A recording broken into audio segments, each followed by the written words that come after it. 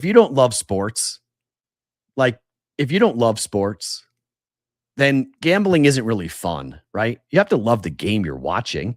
You have to love what you're getting involved with because you're going to lose. If you don't love the sport, losing really stinks. Like, you ever bet a game that somebody tells you that you don't watch?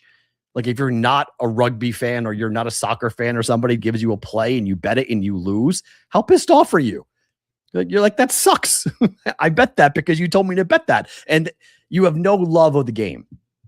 So the conversations about the game with Dave, I'll miss. We're still gonna talk about the games, obviously. Pushing the odds is not going to be much different than what you've watched since last June. The show is not different. Still me, still the brigade, still the segments, but I will miss the conversations about the game. I will miss the interviews with people that Dave knew that I did not have a connection to, because there were numerous people that Dave had connections to that I did not have, and I still don't have. People that he would be able to pick up the phone and say, "Hey, I got a slot on my show. Can you come do it?" And they would say yes.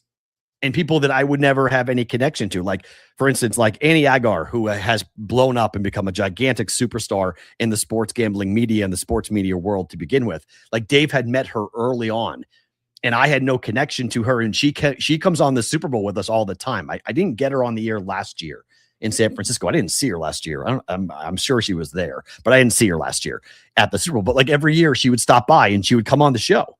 And we just had an annual visit with her, and Dave was friends with her and people that, I was able to be introduced to. Emerson, I met Emerson through Dave. Like, I wouldn't know Emerson Lotzi if it wasn't for Dave. So there are people who have kept on doing the show, and friendships I have made through Dave introducing. Gump, I talk to Gump, all the time now. And that's from Dave making the introduction. And I saw him at the Super Bowl and talked to him a bunch about what was going on with Pat and what was going on with their show and, what they were looking to do in the future. So that was huge, right? To have that. So those doors and those connections. Number two, for me, it's the unknown nature of what the shows were like. We watch sports every day because you don't know what's going to happen, right? We don't know the outcome. We don't know how it's going to wind up going. We don't know the direction in which it's going to go. Sports, the unknown is so fun. But this show was the unknown for me. Every time I came on the air, I had no idea what was going on. I had no idea. That was super fun to just log on to go, where are we going to go today? Like, what topic are we going to get into that we shouldn't be getting into?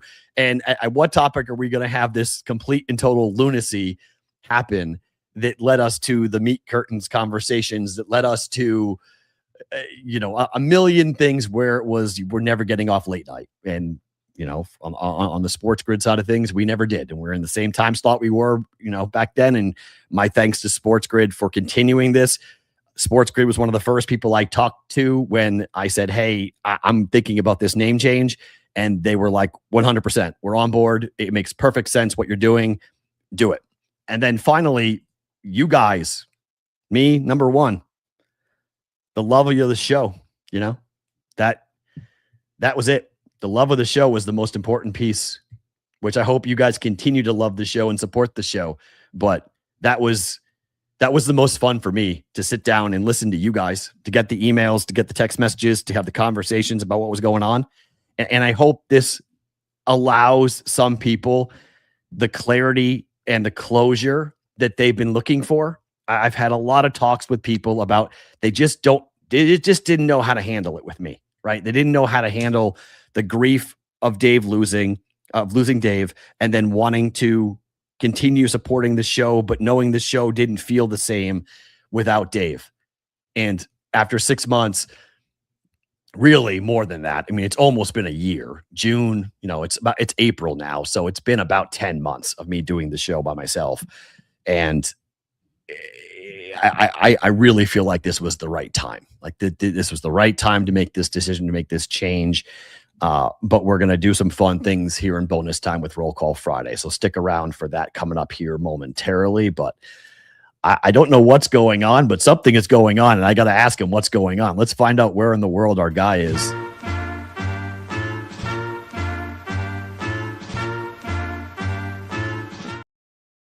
He is the one and only Adam Bjorn joining us here on the Bostonian versus the book. I don't know what's going on, but what's going on? I'm seeing you all having reactions. Did a play happen? Something go down? What happened? G'day, Matt. No, I am in Cape Canaveral, just on a cruise ship, and I've been sitting here waiting for them. And just as it hit 1:15, they started doing an announcement over, and I couldn't hear you. You wouldn't have heard me, whatnot. But currently, yeah, just got on the boat, sitting, getting ready to launch this afternoon and head to Dominican Republic, British Virgin Islands, US Virgin Islands, and then back to Orlando Good Friday. I'm amazed at the connection you have. This is a very you have a solid connection, which is great for this here. Yep. And so I appreciate it. I'm assuming you are a cruise guy. Do you like going on cruises? No, so never had done one to Alaska about 10 years ago, and then was never my thing. Never did the one with the kids in October, which I know we did this show when I was out there with the kids, and realized that for the kids, it's a great place to contain them, and they can run wild, and then we catch up when we need to and whatnot. We had air tags on them, so they were good to go, and they enjoyed waking up in a different place each morning. So we got another opportunity, saw a gap where they had this week off school going into Easter, and then figured what the hell, we'll do it, because the next 3 months is just sport after sport after sport, and then almost into football. So this was as good as time as any to do it. Absolutely. Yeah. I mean, obviously we have March Madness right now, but then we're going to get into the World Cup, and we're going to get into a ton of other things happening around the world. Obviously, you've got the Kentucky Derby coming up in May, and a lot of Masters in a few weeks. Yeah. The Masters in April coming up in a couple of weeks as well. So, well, let's talk about last night. Overall betting handle for you guys. I mean, the outcome, 4 games, the Iowa win over Nebraska, Arizona winning and covering. Were there any good results last night for you guys with the 4 games? Actually, just got the numbers sent through about 5 minutes ago. 4 for 4. We won on all 4 games. The biggest handle and the biggest win was Houston, Illinois. The lowest win was Arizona, Arkansas, and even had a day to play yesterday with Texas plus 8.5 that started the day off pretty well as well. But yeah, overall, really good results. Yeah, I had Texas. I took the points on Texas. I laid it with Arizona.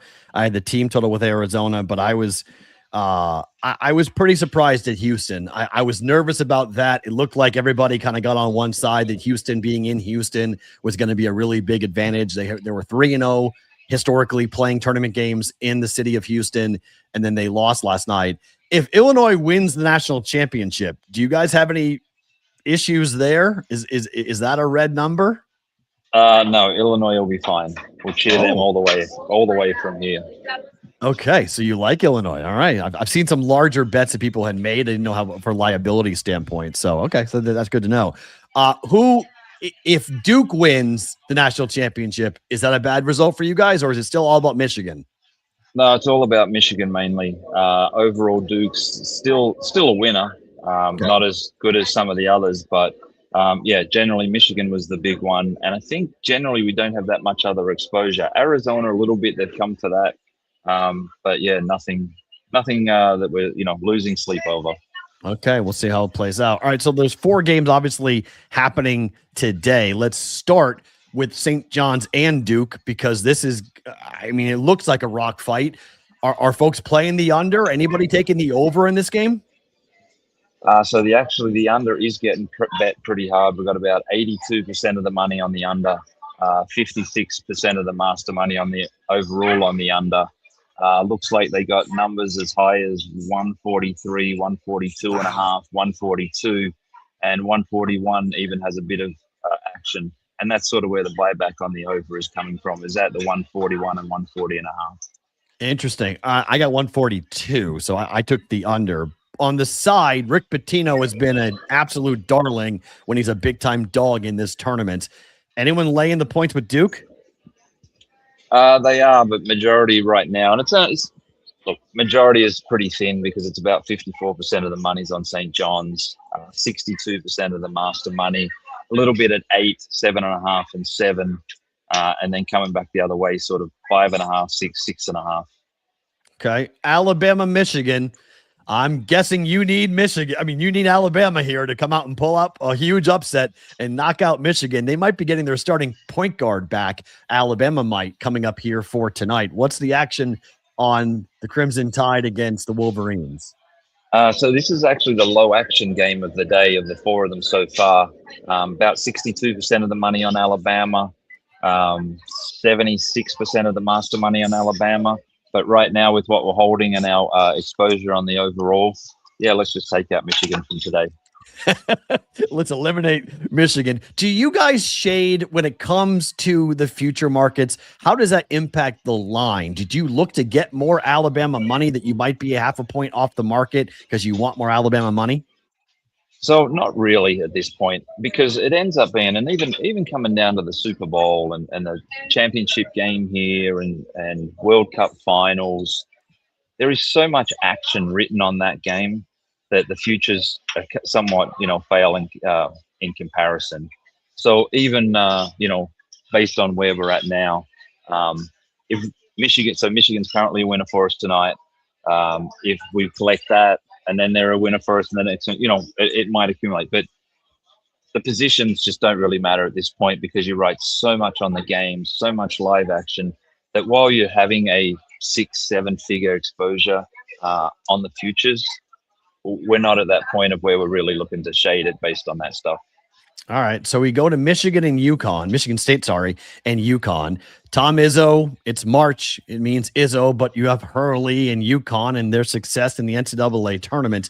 This number is tight. It's 1.5. This is a hard game to bet in my mind.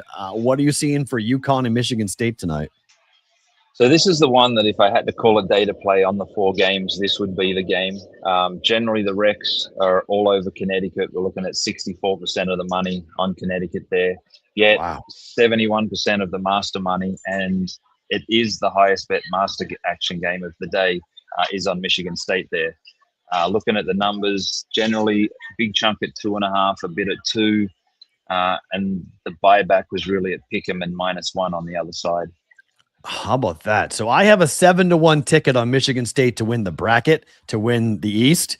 So if Michigan State can get past UConn, this is a big game for me. This is big because then I can just hedge on the other side and I can guarantee myself a nice little profit against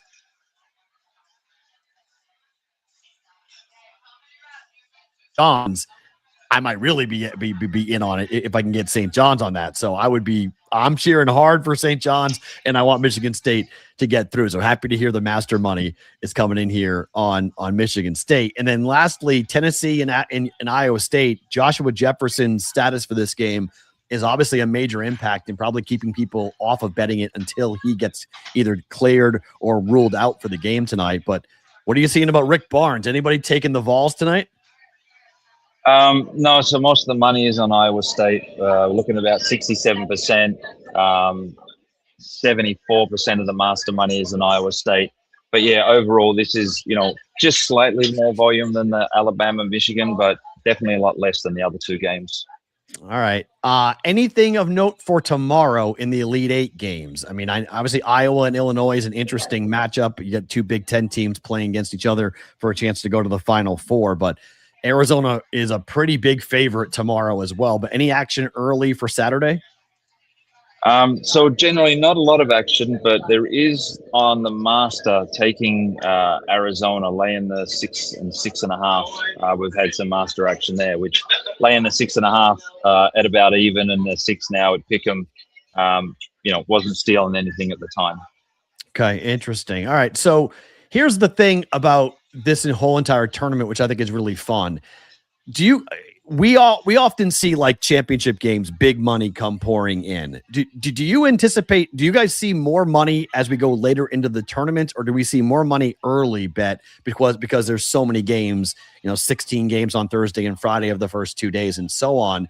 Do you see bigger handle later in the tournament or early? So overall, obviously earlier, more games, whatnot. But as it gets towards the end, you get a lot more action, a lot more recreational player getting their eyeballs on it. A few people probably think Thursday, Friday still working. So you did see more on the weekend than Thursday, Friday last week in round 2. But yesterday, last night's games, I mean, looking at the overall numbers, really good volume. I expect it'll pick up on the weekend. And as it gets towards the end, we'll rate the most on the final